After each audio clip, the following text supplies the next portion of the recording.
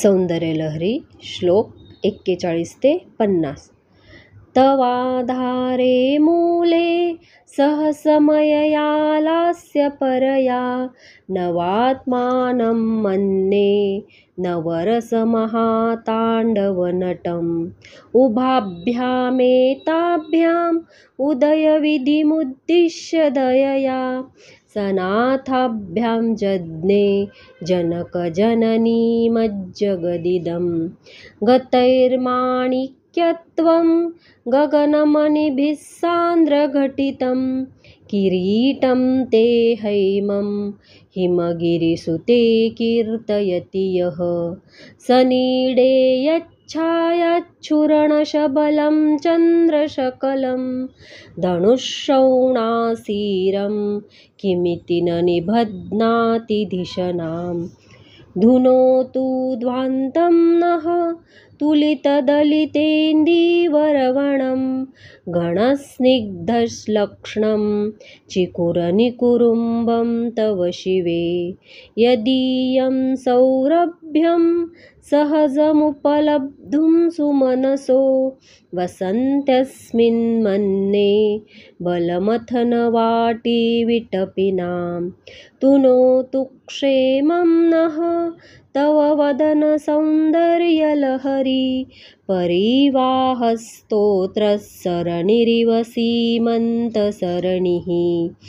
वहन्ति सिन्दूरं प्रबलकबरी भारतीमिरद्विषां वृन्दैर्बन्दी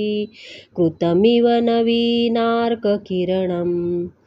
अरालै स्वाभाव्यात् अलिकलभश्रीभिरलकैः परितं ते वक्त्रं परिहसति पङ्केरुहरुचिं धरस्मेरे यस्मिन् दशनरुचिकिञ्जल्करुचिरे सुगन्धौ माद्यन्ति स्मरदहनचक्षुर्मधुलिहहा ललाटं लावण्यद्युतिविमलमाभाति तव यत् द्वितीयं तन्मन्ये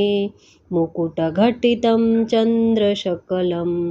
विपर्यासन्न्यासात् उभयमपि सम्भूय च मिथः सुधालेपस्यूतिः परिणमतिराकाहिमकरः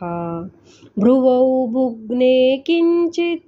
भुवनभयभङ्गव्यसनिनी त्वदीये नेत्राभ्यां मधुकररुचिभ्यां धृतगुणं धनुर्मण्ये सव्ये तरकरगृहीतं रतिपतेः प्रकोष्ठे मुष्टौ च स्थगयति निगूढान्तरमुमे अहस्सूते सव्यं तव नयनमर्कात्मकतया त्रिया मां वामं ते सृजति रजनीनायकतया तृतीया ते दृष्टिः दरदलितहेमाम्बुजरुचिः समाधत्ते सन्ध्यां दिवसनिशयोरन्तरचरीं विशाला कल्याणी स्फुटरुचिरयोध्याकुवलयैः कृपाधारा किमपि मधुरा भोगवतिका अवन्ती दृष्टिस्ते बहुनगरविस्तारविजया ध्रुवं तन्नाम व्यवहरणयोग्या विजयते कवीनां सन्दर्भस्तबकमकरन्दैकरसिकं कटाक्षव्याक्षेपभ्रमरकलभौ कर्णयुगलम्